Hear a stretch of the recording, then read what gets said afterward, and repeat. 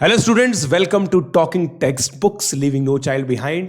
दोस्तों, साल खत्म हो रहा है और उसके साथ साथ हम लोग कुछ इंटरेक्टिव सेशंस आप लोगों के लिए लेके आ रहे हैं और अगले साल का भी ये प्रॉमिस है कि अगले साल भी लेके आते रहेंगे। सो आज कौन है हमारे स्टूडियो में थोड़ी देर में जानेंगे, बट सबसे पहले मैं आप लोगों को बता देता हूं कि दोस्तों ये एक ऐसा इनिशिएटिव है टॉकिंग टेक्स्ट बुक्स, जहां पे हम लोग कोटा की जो टीचिंग है, जो कोटा का कंटेंट है, वो लाइव पूरे इंडिया के लिए लेके आ रहे हैं इन एग्जामिनेशंस के लिए।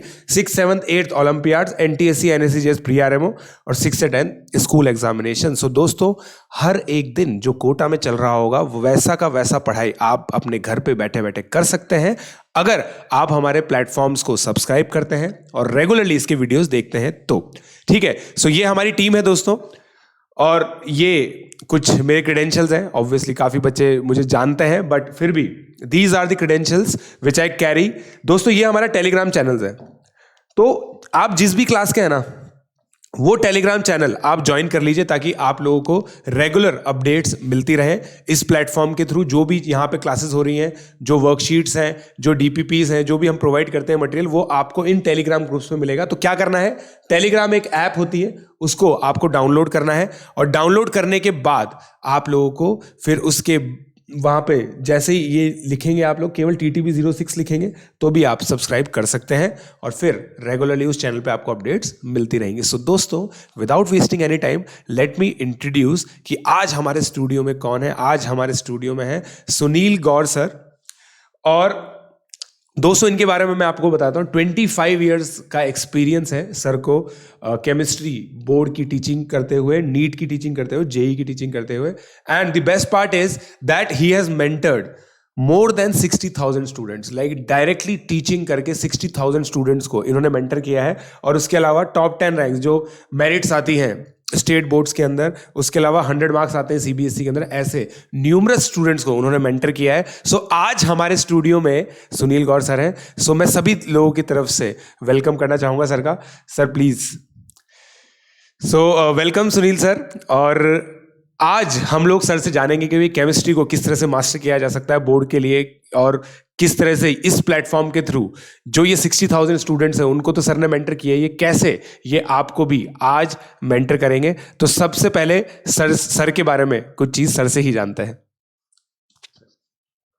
अराउंड 25 ईयर्स से मैं केमिस्ट्री की कोचिंग दे रहा हूँ बच्चों को, और बोर्ड्स और नीट और JEE के कई बच्चे जो हैं उनको मैंने केमिस्ट्री में कई सारी अच्छे अच्छे कॉन्सेप्ट्स कराए हैं और कुछ नई नई इनोवेशंस कराई है। जैसे आपका जो प्लेटफॉर्म है शायद कोटा में नंबर 1 है, ऐसा नया प्लेटफॉर्म जो है वो कोटा में अभी तक मैंने नहीं देखा है।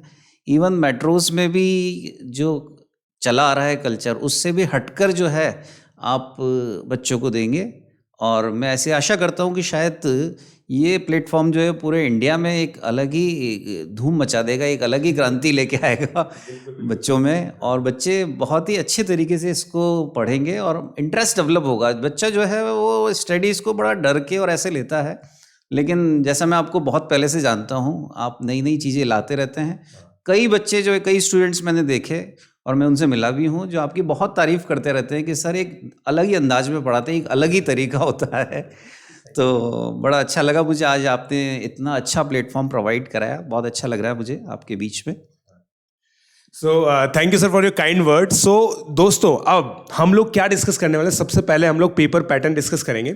तो सर, केमिस्ट्री का जैसा पेपर है 70 मार्क्स का होता है, मेरे टाइम पे भी 70 मार्क्स का ही था। और मुझे याद है कि मेरे CBSE 10th बोर्ड में 12th बोर्ड में 95 मार्क्स आए थे 100 में से, और IIT की तैयारी कर रहा था मैं ऑब्वियसली साथ के साथ। तो इसमें सर जो थियोरी 70 मार्क्स का होता है उसमें क्या ब्रेकअप होता है, कैसे होता है, ये प्लीज़ आप बताइए। मैं लिखता हूँ जो भी आप चीज़ बोलेंगे। बहुत ही अच्छा क्वेश्चन किया है आपने। ये जो 12th CBSE का पेपर है उसमें नया पैटर्न आया है और आप सभी बच्चों को इस नए पैटर्न के बारे में जान लेना चाहिए। नया पैटर्न जो है, आई थिंक CBSE ने कॉम्पिटिटिव एग्ज़ाम्स को ध्यान में रखते हुए किया है, जिसमें कि शुरू में जो 20 क्वेश्चंस हैं वो 1 मार्क्स के हैं और उसमें अलग अलग वैरायटीज़ के क्वेश्चंस डाल रखे हैं। जैसे 5 क्वेश्चंस आ सकते हैं हमारे पास MCQ के, मल्टीपल चॉइस आ सकती है उसमें। 5 क्वेश्चंस अराउंड हमारे पास आ सकते हैं 1 वर्ड वाले, और पैसेज देके भी वो 5 क्वेश्चंस पूछ सकते हैं। इसके अलावा 5 क्वेश्चंस जो है वो असर्शन और रीजंस के भी आ सकते हैं, और बच्चों को तैयार रहना चाहिए ट्रू और फॉल्स वाले क्वेश्चंस के लिए भी। तो ये वैरायटी जो है वो 20 क्वेश्चंस के लिए है, हर क्वेश्चन 1 मार्क का है। उसके बाद 7 क्वेश्चंस जो हैं वो 2 मार्क्स के हैं, और इसमें 2 क्वेश्चंस में इंटरनल चॉइस है। 2 क्वेश्चन जो है वो इंटरनल चॉइस वाले हैं, और 7 क्वेश्चंस जो हैं सर वो 3 मार्क्स के हैं। इसमें भी 2 इंटरनल चॉइस है, और 3 क्वेश्चंस जो है वो 5 मार्क्स के हैं, और इसमें भी सारे क्वेश्चंस में इंटरनल चॉइस है। तो दोस्तों, इस बार जो है पेपर पैटर्न ऐसा आया है कि आपको ज़्यादा टेंशन लेने की ज़रूरत बिल्कुल भी नहीं है, आपके पास बहुत सारी इंटरनल चॉइस है। देखिए, अब आप इसमें कुछ बच्चे सोच सकते हैं कि बहुत सारे क्वेश्चंस हैं, 37 क्वेश्चंस है, but we need to understand that these 20 questions are very straightforward, must be very straightforward. Single word passage वाले क्वेश्चंस होंगे। उसके अलावा टोटल मिला के अगर हम लोग देखें तो 17 क्वेश्चंस हैं जो 2, 3 और 5 मार्क्स के हैं। तो 35 मार्क्स का पेपर आपका 2 और 3 मार्क्स का है, 15 मार्क्स का पेपर आपका 5 मार्क्स का है, और फिर 20 इसमें ये रहेगा। तो सर इसके अंदर एक कुछ जैसे हम लोग के जैसे कॉम्पिटिटिव एग्जामिनेशंस होते हैं, तो आपने जैसे बताया कि भाई इस बार ऐसा हो सकता है कि कॉम्पिटिटिव एग्जामिनेशन को ध्यान में रखते हुए ऑब्जेक्टिव क्वेश्चंस इंट्रोड्यूस किए हैं। तो क्या इन क्वेश्चंस का लेवल क्या रहेगा इस बार, क्योंकि ये नए क्वेश्चंस हैं, क्या ये जेईई मेन लेवल के क्वेश्चंस होंगे? बहुत ही अच्छा क्वेश्चन पूछा प्रशांत आपने। ये जो क्वेश्चंस हैं ऑब्वियसली उसी लेवल के हो सकते हैं, क्योंकि जेईई मेंस और नीट का जो पेपर है एनसीईआरटी केमिस्ट्री में एटलीस्ट एनसीईआरटी के आसपास ही चलता है, तो ये बच्चों के लिए बड़ा फ़ायदेमंद है। क्वेश्चंस तो सर एनसीईआरटी से ही आएंगे, बुक से बाहर तो कुछ नहीं आना। तो ये बच्चों आपके लिए बहुत अच्छी बात है कि बुक से बाहर तो कैसे भी कुछ नहीं आना है, तो लेवल थोड़ा अच्छा हो सकता है। क्योंकि असर्शन और रीज़न वाले जो क्वेश्चंस है उसमें बच्चा बड़ा कन्फ्यूज रहता है ना। तो आपको उसकी अच्छी प्रैक्टिस करनी चाहिए, और भी बुक्स से उसको कर सकते हैं आप। ये क्वेश्चंस वही है सर जो किसी टाइम पे एम्स में आते थे। अच्छा। ये एम्स बेस्ड क्वेश्चंस हैं, और बच्चा इसमें उस टाइम भी बहुत परेशान होता था। और तो बच्चों, आपको असर्शन और रीज़न की बहुत अच्छी तैयारी करनी चाहिए। शायद आपको ये कोई बताएगा नहीं, यही प्लेटफॉर्म है जो बता रहा है इन चीज़ों को, तो आप उस पर फोकस हो, नहीं तो बोर्ड में आपके मार्क्स कम आ सकते हैं। तो इसमें सर जैसे खासकर एक वो होता था, मतलब मेरे भी जब मैंने ट्रिपल ई दिया था, AI ट्रिपल ई, तब असर्शन रीजन के क्वेश्चन थे जिसमें अगर दोनों क्वेश्चन ऑप्शन सही हो जाए तो इसमें कन्फ्यूजन होता था कि ये करेक्ट एक्सप्लेनेशन है या नहीं है। मतलब मेरे को तो था, और मेरा एक क्वेश्चन गलत भी हुआ था। जेईई के अंदर भी मेरा एक क्वेश्चन गलत हुआ था। ऑप्शन ए था करेक्ट एक्सप्लेनेशन, बी था कि इट डज नॉट एक्सप्लेन, तो मैं बी मार्क करके आ गया था, बट वो समहाउ करेक्ट एक्सप्लेनेशन था। तो वो भी एक अच्छी चीज़ है जो सर ने बताई। तो बच्चों, सारे बच्चों को ये चीज़ ध्यान रखनी है, और इस वीडियो की जो अवेयरनेस है वो मैक्सिमम बच्चों तक पहुंचानी, क्योंकि इस जगह ऐसा हो सकता है कि कुछ पॉइंट्स, कुछ मार्क्स आपके इस वजह से कट जाएं। ठीक है, तो सर अब नेक्स्ट चीज़ है इंपॉर्टेंट चैप्टर्स टू मास्टर। कौन कौन से ऐसे चैप्टर्स हैं जो बच्चे मास्टर कर सकते हैं? ऑब्वियसली आपने अभी डिस्कशन में बताया था कि भाई कोई पर्टिकुलर चैप्टर होता नहीं है जिससे फिक्स्ड होता है कि क्वेश्चन आएगा ही आएगा, बट फिर भी जो पिछले सालों का आपका एनालिसिस है उसके हिसाब से कौन कौन से ऐसे चैप्टर्स हैं जिनको मास्टर करना चाहिए? केमिस्ट्री जो है उसके 3 पार्ट हैं, आप जानते हैं। एक तो ऑर्गेनिक केमिस्ट्री है, एक इनऑर्गेनिक केमिस्ट्री, एक फिजिकल केमिस्ट्री है। तो टोटल 15 चैप्टर है। मैं हाँ एक और बात आपके प्लेटफॉर्म से बता दूं कि बच्चा जो है शायद उसको मालूम नहीं है कि एनसीईआरटी जो है उसमें सॉलिड स्टेट चैप्टर हट चुका है। कोई बच्चे अगर पुरानी एनसीईआरटी पढ़ रहे हो, या मार्केट में भी जो है पुरानी बुक्स है, तो सॉलिड स्टेट चैप्टर पूरा हट गया है। और पी ब्लॉक जो है उसमें से ग्रुप 15 को भी रिमूव कर दिया गया है।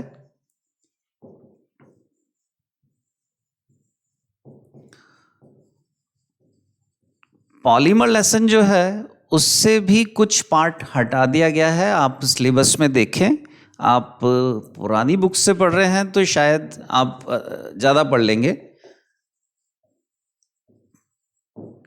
तो ये एक है। अब सबसे बड़ा जो वेटेज है वो ऑर्गेनिक केमिस्ट्री का है। ऑर्गेनिक में 7 चैप्टर्स हैं और फिजिकल केमिस्ट्री के 4 लेसन हैं और इनऑर्गेनिक के भी 4 लेसन्स हैं। तो हम देखें टोटल 15 लेसन ही है हमारे सिलेबस में। ऑब्वियसली ऑर्गेनिक के चैप्टर्स ज़्यादा हैं तो नो डाउट इसका वेटेज सबसे ज़्यादा होगा। अब जो ऑर्गेनिक है उसके क्वेश्चंस की बात करें हम, ऑर्गेनिक में सबसे ज़्यादा जो क्वेश्चंस है या जो सबसे ज़्यादा हमेशा ही आता है, मतलब ये कंफर्म है कि आएगा ही सही, वो एल्डिहाइड कीटोन और कार्बोक्सिलिक एसिड से सबसे ज़्यादा क्वेश्चंस है। Aldehyde ketones and carboxylic acid.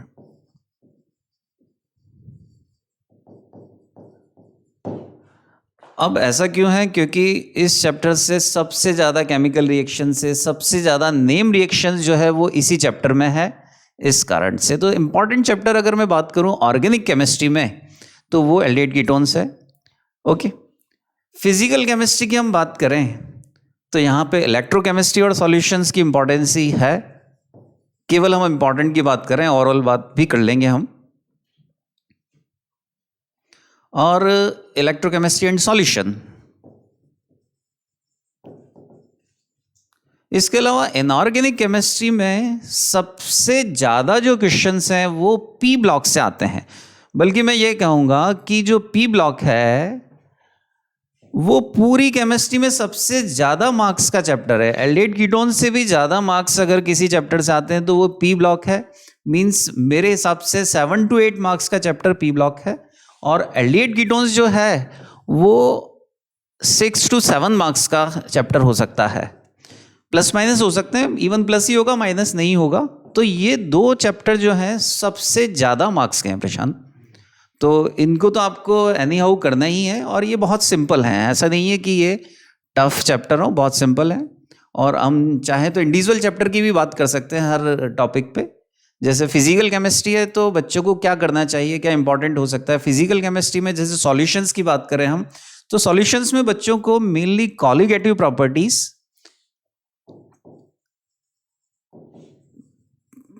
Concentration पर डिपेंडेंट जो भी क्वेश्चंस होते हैं वो, नॉर्मेलिटी, मोलरिटी और हेनरी लॉ और राउट लॉ, ये चीज़ें बहुत इंपॉर्टेंट है। इसके आसपास ही पेपर घूमता रहता है, बहुत सिंपल है। इलेक्ट्रोकेमिस्ट्री की अगर हम बात करें तो इलेक्ट्रोकेमिस्ट्री में सबसे इंपॉर्टेंट पार्ट सेल रिएक्शंस है।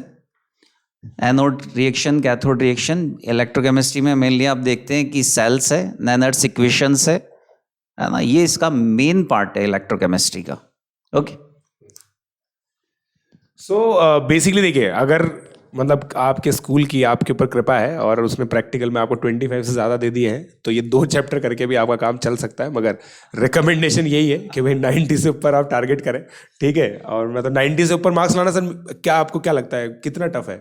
नहीं, मेरे कई बच्चों के 100 मार्क्स आए हैं तो केमिस्ट्री में बहुत ईजी है ना। मैं आपके प्लेटफॉर्म के माध्यम से बताना चाहता हूँ ताकि बाकी बच्चे जो इंडिया में पढ़ रहे हैं वो भी 100 मार्क्स ला सकते हैं। ऐसा कुछ नहीं है। अपन उसी की बात करते हैं अब कि हमें क्या है, पढ़ना और पेपर देना 2 अलग अलग कॉन्सेप्ट है, अलग अलग बातें हैं। तो आज आपके लिए बहुत अच्छी बात है कि पेपर कैसे देना है, लिखना कैसे है, ये प्लेटफॉर्म इस बारे में बता रहा है। पढ़ना एक बिल्कुल अलग चीज़ है, पेपर देना बिल्कुल अलग चीज़ है। तो पेपर के पैटर्न पे डिस्कस करें कि कैसे बच्चा पेपर देता है, कैसे पेपर को अटेम्प्ट करें। तो इसमें अब क्योंकि सबसे ज़्यादा चैप्टर ऑर्गेनिक के तो हम वहीं से शुरुआत लेते हैं, क्योंकि 7 चैप्टर हैं ऑर्गेनिक के, तो अराउंड 30 to 35 मार्क्स की तो ऑर्गेनिक हो ही गई। तो इसमें अगर हम पिछले क्योंकि मैं लगभग 25 ईयर से पढ़ा रहा हूँ तो पेपर पैटर्न लगभग वही रहता है, ज़्यादा कुछ चेंजेस नहीं आते। तो पेपर पैटर्न में क्या क्या क्वेश्चंस ऑर्गेनिक से आ सकते हैं, आपको क्या क्या तैयारी करनी चाहिए। तो सबसे पहला पार्ट तो ऑर्गेनिक में आता है रिएक्शंस। सर ऑर्गेनिक में अराउंड 160 रिएक्शंस के आसपास है। और बच्चा जो है उसका, आप जो भी सुन रहे होंगे शायद सबसे ज़्यादा डर आपका ऑर्गेनिक रिएक्शंस को लेकर होगा, क्योंकि रिएक्शन है मिक्स हो जाती है ना। हम पढ़ते हैं, लिखते क्या है और ये प्रॉब्लम आती है। तो इसका एक मैं तरीका बताना चाहता हूँ कि आप सिमेट्रिकल वे में रिएक्शंस याद करें। जैसे हम बात करें, सपोज अब बच्चे के नेम रिएक्शंस का सबसे बड़ा चक्कर पड़ता है। स्वार्ट्स रिएक्शन आ गई, बोरोडिन-हुंस रिएक्शंस आ गई, फिनक्लेस्टाइन रिएक्शंस आ गई, डार्जन रिएक्शन आ गई, ऐसी बहुत सारी रिएक्शन है। अब इसको कैसे इजीली याद करें? तो बच्चों आपको याद है कि पीरियोडिक टेबल जो है उसमें 17 जो ग्रुप है उसमें फ्लोरीन, क्लोरीन, ब्रोमीन, आयोडीन, इस प्रकार से एलिमेंट्स हैं। तो आपको कुछ नहीं करना, उसी ऑर्डर में याद करना है। जैसे सपोज आपको पता है स्वार्ट्स रिएक्शन से RF बनता है, डार्जन रिएक्शन से RCl बनता है, बोरोडिन-हुंस से RBr बनता है, और फिनक्लेस्टाइन रिएक्शन से RI बनता है। तो सिमेट्री पकड़ लिया आपने। तो ऐसे अपने को करना है। ऐसे ही आपके सिलेबस में रिएक्शनें दे रखी है, वुड्स रिएक्शन है, वुड्स फिटिंग रिएक्शन है, फिटिंग रिएक्शन है, तो इसको इसी ऑर्डर में याद करें क्योंकि ये अलग अलग चैप्टर में दे रखी है। तो आपको क्या करना है, सारी रिएक्शंस को एक ही साथ उठा के लेके आना है। इसका फ्लो चार्ट आप बनाएंगे तो आप पाएंगे कि ये 160 रिएक्शनें जो है वास्तव में इतनी नहीं है। ये आप पाएंगे कि 70-80 इक्वेशंस ये बार बार रिपीट होती रहती है। सर जैसे हम देखें ऑर्गेनिक का पैटर्न बहुत सिंपल है। बच्चे क्यों डरते हैं, मुझे बड़ा आश्चर्य लगता है कि ऑर्गेनिक रिएक्शन के नाम से बच्चा डरता है। अब हम बात करें, जैसे बार बार ये रिएक्शन आती है PCl3, PCl5, SOCl2। अरे बाबा काम एक ही है उसका, OH हटेगा और Cl जुड़ेगा और दूसरा काम ही नहीं है। मैंने ये लाइनें बोल दी, मैंने आपकी 15 रिएक्शनें खत्म कर दी है। कंसंट्रेट H2SO4 एक ही काम करेगा, वो पानी को निकालेगा ही सही और कोई काम करेगा ही नहीं। कहीं पर भी आप इस रिएक्शन को ले लें, मैक्सिमम यही है। यह डाइल्यूट H2SO4 क्या है, पानी को ऐड ही करेगा। तो हम देखें तो सारी रिएक्शनें बड़ी सिमेट्रिकल है, बहुत ईजी है। एक बार आप पढ़ के तो देखें उनको। तो सर सबसे पहला नेम रिएक्शंस का है, रिएक्शंस का है जो अराउंड 160 है। नेम रिएक्शंस जो है वो 30 to 35 ही है केवल, आप डरे नहीं, केवल 30 to 35 है। और जो पैटर्न मैंने आपको बताया सिमेट्रिक से याद करने वाला, उस पैटर्न को ही आप अडॉप्ट करें और कुछ भी नहीं करें, बहुत सिंपल है ये। इसके अलावा अब बच्चे डरते हैं कि मैकेनिज्म है, रिएक्शन मैकेनिज्म है ना। अब आप अगर जाके एनसीईआरटी को चेक करें तो केवल 6 ही है, केवल 6 रिएक्शन ही है जिनके मैकेनिज्म दे रखे हैं और कुछ नहीं है, और वो भी बहुत सिंपल है। अब जो क्वेश्चंस आते हैं, सबसे ज़्यादा क्वेश्चन यहाँ से आते हैं, उसके बाद इससे आते हैं। तीसरा पैटर्न मैकेनिज्म का है, पक्का यहाँ से क्वेश्चन आना तय है। फोर्थ पैटर्न जो है सर वो ABCD के क्वेश्चंस हैं, आपने भी अटेम्प्ट किए होंगे, जिसमें ABCD कोई ना कोई केमिकल प्रॉपर्टीज़ के थ्रू आइडेंटिफाई करवाता है वो कि स्मेल इस टाइप की आ रही है या कलर इस टाइप का है। तो ऐसे आइडेंटिफिकेशन से ABCD के क्वेश्चंस आते हैं। ओके, फिफ्थ वैरायटी जो इसमें आती है वो टेस्ट पर बेस्ड होती है। जैसे एल्डिहाइड का टेस्ट, कीटोन का टेस्ट कैसे करेंगे, कार्बोक्सिलिक एसिड का टेस्ट कैसे करेंगे। तो टेस्ट पे बेस्ड क्वेश्चंस आते हैं। और फंक्शनल ग्रुप को टेस्ट कराता है इसमें बेसिकली सर, है ना। फंक्शनल ग्रुप का टेस्ट होता है ये, जिसमें कि एमीन्स का टेस्ट करा दिया, कार्बोक्सिलिक एसिड का टेस्ट करा दिया, कोई सा भी टेस्ट। तो ये एक फिफ्थ वैरायटी कवर हो गई। सिक्स्थ वैरायटी जो होती है वो फिजिकल प्रॉपर्टीज और यूज पर बेस्ड क्वेश्चन होती है। जैसे पावर अल्कोहल क्या है, इस टाइप से। तो फिजिकल प्रॉपर्टीज और यूज पर बेस्ड क्वेश्चंस होते हैं ऑर्गेनिक में।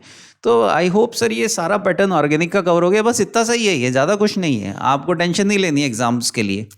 तो ये ऑर्गेनिक के रिएक्शंस का पैटर्न है, ठीक है।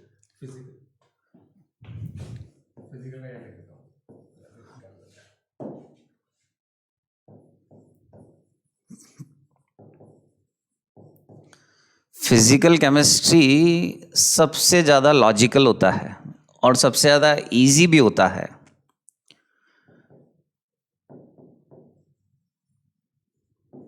हो सकता है कुछ बच्चे न्यूमेरिकल से डरते हों, न्यूमेरिकल से बायो वाले हो सकता है कुछ डरते हों, पर मैं कहता हूँ सिर्फ और सिर्फ केवल 3 चैप्टर ऐसे हैं जिससे न्यूमेरिकल आते हैं, और वो है सॉल्यूशंस, इलेक्ट्रोकेमिस्ट्री, केमिकल काइनेटिक्स। अब जैसे ऑर्गेनिक रिएक्शन से डर लगता था वैसे ही न्यूमेरिकल से डर लगता है। तो न्यूमेरिकल जो है उसमें क्या क्या आ सकते हैं, आप जानते हैं कि सॉल्यूशंस में कंसंट्रेशन और कॉलिगेटिव प्रॉपर्टीज के क्वेश्चंस आते हैं, और केमिकल काइनेटिक्स जो है उसमें zero order reactions, first order reactions से रिलेटेड मैक्सिमम क्वेश्चंस आते हैं। कुछ क्वेश्चन एक्टिवेशन एनर्जी के आ जाते हैं।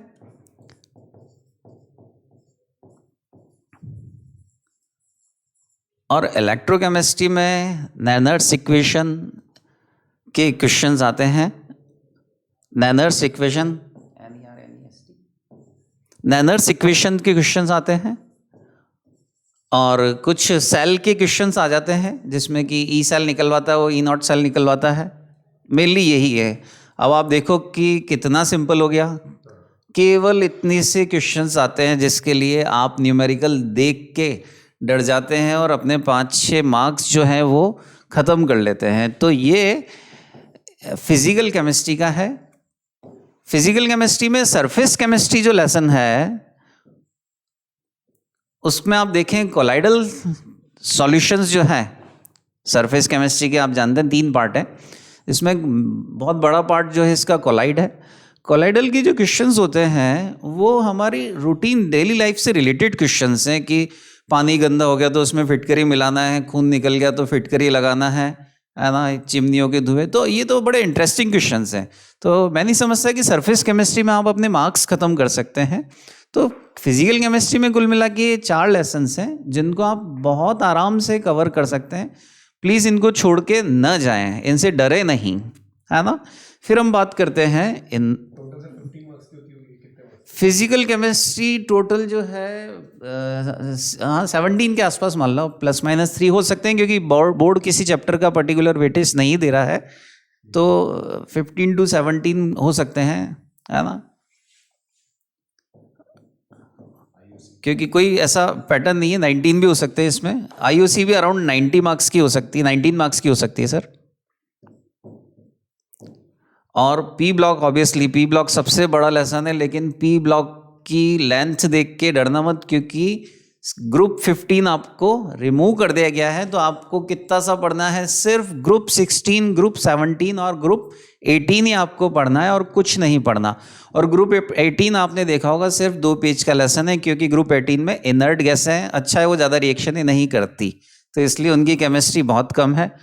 अब इसमें सबसे ज़्यादा जो कीमती है वो सल्फ्यूरिक एसिड है। ग्रुप 16 का सल्फ्यूरिक एसिड क्यों सबसे ज़्यादा कीमती है? क्योंकि उसको बनाने का जो मेथड है उसका डायग्राम भी बुक में है, उसकी रिएक्शनें भी है, उसकी थ्योरी भी है, उसकी केमिकल रिएक्शंस भी है। तो जो बड़े क्वेश्चंस आते हैं 5 मार्क्स के, वो इसी चैप्टर से आते हैं और मेनली यहीं से होते हैं। 17 चैप्टर, ग्रुप 17 जो है उसमें हैलोजन्स है, हैलोजन से रिलेटेड क्वेश्चंस आ सकते हैं। और पी ब्लॉक की एक खास बात देखें आप, पी ब्लॉक जो है इसके कुछ questions 11th class periodic table और केमिकल बॉन्डिंग से को टच करते हैं। तो पी ब्लॉक आप पढ़ें, इसको छोड़े नहीं इसकी लेंथ देखकर, है ना, सिंपल चैप्टर है। इसके अलावा डी एंड एफ ब्लॉक जो है IOC का, डी एंड एफ ब्लॉक में लेंथेनाइट कॉन्ट्रैक्शन एक बहुत इंपॉर्टेंट क्वेश्चन है, क्योंकि उससे रिलेटेड कई क्वेश्चंस बनते हैं। तो लेंथेनाइट कॉन्ट्रैक्शन को हमें नहीं छोड़ना चाहिए। इसके अलावा K2Cr2O7 और KMnO4, पोटेशियम डाइक्रोमेट और पोटेशियम परमैंगनेट, इसकी रिएक्शंस और इसकी प्रिपरेशंस दोनों से क्वेश्चंस आ सकते हैं। और डी ब्लॉक की कुछ मेटल की जो प्रॉपर्टीज है, जैसे ऑक्सीडेशन रिडक्शन है, ऑक्सीडेशन नंबर है, ऑक्सीडेशन नंबर से रिलेटेड क्वेश्चंस हैं, IP से रिलेटेड है, रेडियस से रिलेटेड क्वेश्चंस हैं। हाँ, ये सब प्रॉपर्टीज में आ जाएगा, वो properties of D block elements.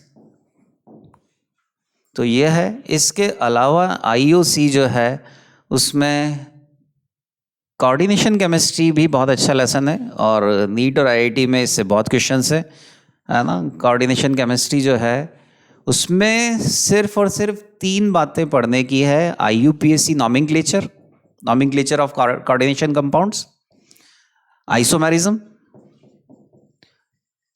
CFT and VBT। इतने में हमारा चैप्टर ही खत्म हो जाता है। तो ये हो गया। तो IOC में CC है coordination chemistry, P block, D and F block, और एक्सट्रैक्शन ऑफ मेटल जो है उसमें एक्सट्रैक्शन ऑफ मेटल्स जो है प्रोसेस जो है आइसोलेशन के, उसमें आप देखें कि केवल कुछ ही बातें हैं जिसमें कि extraction of iron, copper and zinc, extraction of iron, copper and zinc, और purification of metal, main part इसके यही है। ओके, तो इस टाइप से एक एक चैप्टर का ये एक एनालिसिस हो गया है, और आप इसको अच्छे से बार बार रिपीट कर करके देखें कि क्या सिलेबस आ रहा है, ये इसका एनालिसिस है सर। सो बेसिकली देखिए, ऑर्गेनिक केमिस्ट्री के अंदर हम लोगों ने समझा कि 6 टाइप के कुछ क्वेश्चंस आएंगे। उसके अलावा फिजिकल केमिस्ट्री की अगर मैं बात करूं तो सर ने ये बताया कि भाई 17 मार्क्स तक का ±2 हम लोग ले सकते हैं। न्यूमेरिकल्स में से 5 से 6 नंबर के आएंगे, और IOC के अंदर भी सर ने जो चीज़ें बताई उनको पकड़ के चलो। अगर आप लोगों ने ये सारी चीज़ें पकड़ के चली तो मुझे ऐसा लग रहा है कि 90 मार्क्स आप आराम से क्रॉस कर सकते हो। Right sir? राइट, आराम से, बहुत इजी केमिस्ट्री में मार्क्स लाना बहुत इजी है। ठीक है। हाँ, जेई में और नीट में जो है आप देखें कि पूरा पेपर जो है NCERT से ही बनता है लगभग। काफ़ी सारा पेपर जो है NCERT का होता है, लगभग 90% के आसपास, तो ये आपको वहाँ पे भी फ़ायदा पहुँचाएगी। सो ये हाउ टू अटेम्प्ट पेपर था। अब sir last 60 days revision tips, कि भाई अब जैसा आपने बताया 7 मार्च को पेपर है, तो अब बच्चे प्रिपेयर करेंगे। उसके अलावा 2-3 चैलेंजेस हैं बच्चों के। पहला चैलेंज है जेईई मेन अटेम्प्ट, उससे कैसे कोप अप करें, पहला क्वेश्चन तो ये है। दूसरा ये कि भाई अभी जो प्रैक्टिकल्स भी होंगे स्कूल में, उनसे कैसे कोप अप करें।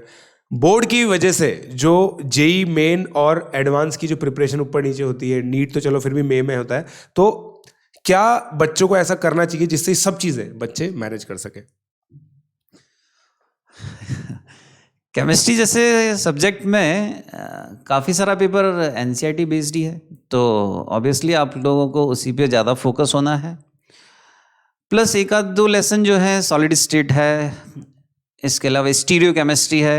ठीक है, आपका जेई जो है वो आने वाला है, तो आप उधर फोकस हो सकते हैं, है ना, उसको सरफेसली पढ़ सकते हैं आप। ठीक है, इसके अलावा जो है हमें 60 डेज़ की जो रिवीजन टिप्स है उसमें सबसे पहले हमें ऑर्गेनिक को ही पकड़ना है, क्योंकि सर 7 चैप्टर्स हैं उसके। ओके, हाँ, तो हमें क्या करना है ऑर्गेनिक के लिए, ऑर्गेनिक के जो चैप्टर हैं वो इनिशियली स्टार्ट करें हम, है ना। ऐसा नहीं कि लास्ट वाले चैप्टर से कहीं से पढ़ रहे हैं हम। अच्छा, आप इनिशियली हेलो एरीन और हेलो एल्केन्स क्यों पढ़ना है हमें?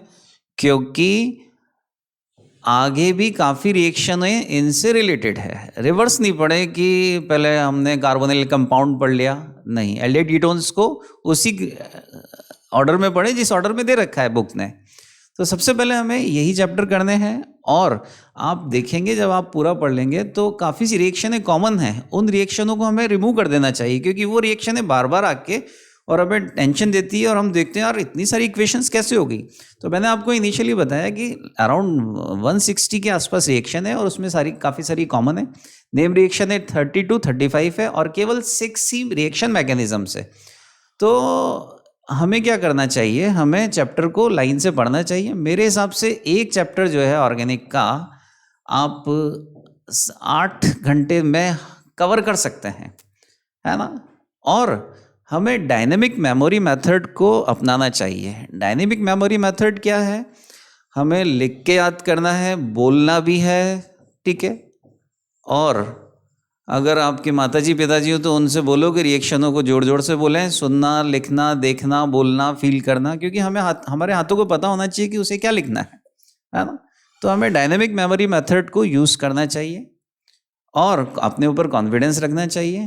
पास्ट में जो भी कुछ हुआ आप नहीं भी पढ़े हो तो भी कोई प्रॉब्लम नहीं है। सर मैं आपको बता दूं कि केमिस्ट्री इतना सिंपल सब्जेक्ट है कि 60 डेज़ में आप कर सकते हैं, 90+ ला सकते हैं। मेरे कई स्टूडेंट जो है वो लास्ट में, क्योंकि वो इनिशियली तैयारी करते रहे नीट और जेई की, और लास्ट में उन्होंने बोर्ड को पढ़ा, तो 60 डेज़ में वो कर सकते हैं। अगर वो अच्छे प्लान के साथ चले, कोई डिस्ट्रैक्शन नहीं हो, तो वो कर सकते हैं।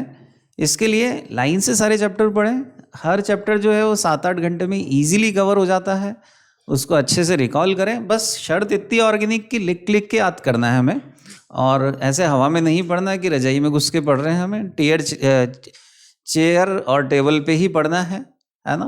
तो ये ऑर्गेनिक के लिए हुआ है। इनऑर्गेनिक फिजिकल में भी आपको यही करना है। इनऑर्गेनिक के जो चैप्टर हैं वो 11th पर ही बेस्ड हैं, है ना। और फिजिकल के जो चैप्टर हैं उनमें भी ऐसा कोई खास दम नहीं है, तो हम कर सकते हैं 60 डेज में कर सकते हैं सिलेबस को, कोई ऐसी बात नहीं है ना।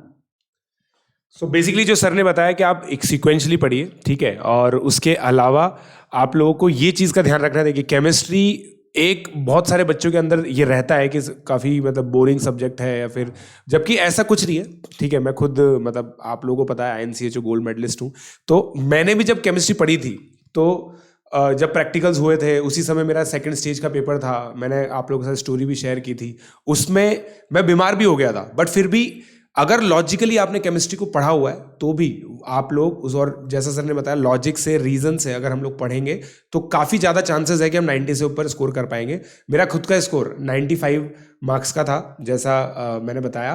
तो कोशिश कीजिए कि जो भी सर ने टिप्स एंड ट्रिक्स बताई है आप उसको फॉलो कर सकें। अगर आपको कोई भी डाउट है तो आप कमेंट बॉक्स में भी लिख सकते हैं। Will try to reach sir and will try to resolve all your queries, ठीक है। सो दोस्तों, आपको फीडबैक देना है, आपको कैसा हम लोग का सेशन लगा। Now I would like to request sir कि वो लास्ट कुछ सर वर्ड्स बोलें कि भाई किस तरह से बच्चे अब आगे मैनेज करें अपनी प्रिपरेशन को। देखो बच्चों, जिंदगी का कोई सा भी क्षण हो, हमें कोई ना कोई मकसद हमारे पास होना चाहिए, क्योंकि हमारे पास कोई भी मकसद है तो हमारी सारी एनर्जी उस ओर चली जाती है ना। तो हर घंटे का एक फिक्स टाइम टेबल भी होना चाहिए। थोड़ा बहुत ऊपर नीचे हो जाए तो डिप्रेशन में ना आए, और क्योंकि हम इंसान हैं, कोई ना कोई प्रॉब्लम रहती है। मशीन तो है नहीं कि हमने सोचा कि यार मेरे को आज इतना करना था और नहीं कर पाए, तो 90% तो अमूमन कवर हो जाता है बच्चे का।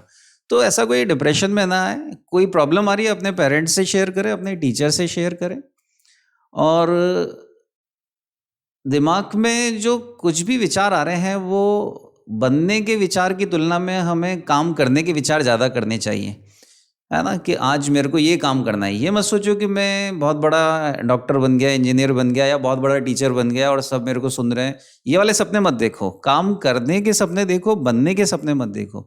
क्योंकि अगर आप काम करने के सपने देखोगे तो बन तो अपने आप ही जाओगे, है ना। तो आपको बिल्कुल बिना डरे, कॉन्फिडेंस के साथ पूरा सिलेबस कर लोगे, फाइनली आप कर लोगे।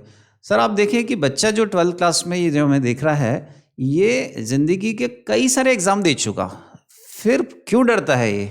आपके पास तो बहुत बड़ा एक्सपीरियंस है एग्ज़ाम देने का, है ना। तो आप तो अपने सारे कर्म बहुत अच्छे से करें और 100% आपका रिजल्ट बहुत अच्छा होगा। क्योंकि आप कल क्या होगा इसमें चिंता मत करो, कल वही होगा जो आप आज करोगे। आप आज को अच्छा बनाएं, कल अपने आप ही अच्छा होगा। इसके अलावा आप एक चीज़ पे बहुत विशेष ध्यान रखें, और वो है हमारे विचार। क्योंकि विचार जो हैं वो 24 घंटे हमारे दिमाग में आते रहते हैं। तो आप अपने विचारों का अच्छे से अवलोकन करें, उसमें कोई डिस्ट्रैक्शन नहीं होनी चाहिए। कुछ ऐसा नहीं होनी चाहिए कि जैसे हमारे एक डॉक्टर साहब हैं, पराग शर्मा जी, साइकेट्रिस्ट हैं, वो कहते हैं कि बच्चा जो है पढ़ते टाइम उसे दूसरे विचार बहुत आते हैं। तो उसका बड़ा अच्छा आंसर दिया उनने कि क्यों आते हैं। क्योंकि वो साइकेट्रिस्ट है और MD कर रखा है, उनने PG कर रखा है। तो बच्चा जो है उसको अगर स्ट्रेट बैठना चाहिए, प्लस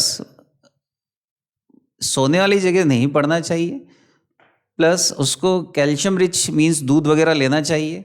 इसके अलावा बच्चा जो है उसको प्रोटीन रिच डाइट लेनी चाहिए। ये दिमाग को बढ़ाता है, बुद्धि को बढ़ाता है। तो ऐसी कई टिप्स उन्होंने दी है। फिर भी कोई ख़ास प्रॉब्लम आ रही हो तो आप अपने टीचर से मिलें, और अगर फिर भी कोई ख़ास हो तो किसी साइकेट्रिस्ट से भी मिल सकते हैं। ज़रूरी नहीं है कि कोई पागल हो तो ही जाके उससे मिले, है ना। ऐसा कुछ नहीं है, ये आपकी सोच है।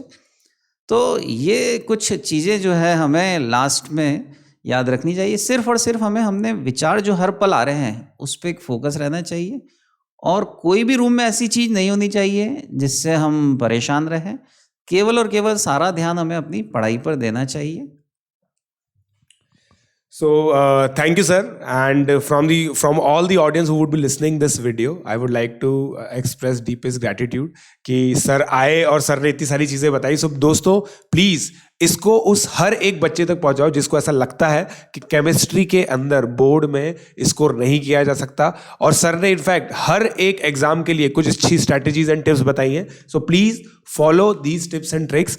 एंड एक चीज आप ध्यान रखिए कि इस चैनल पर आपको इसी तरह के और बहुत सारे वीडियोस भी मिलेंगे. So keep liking, keep sharing, keep subscribing and happy new year. Thank you.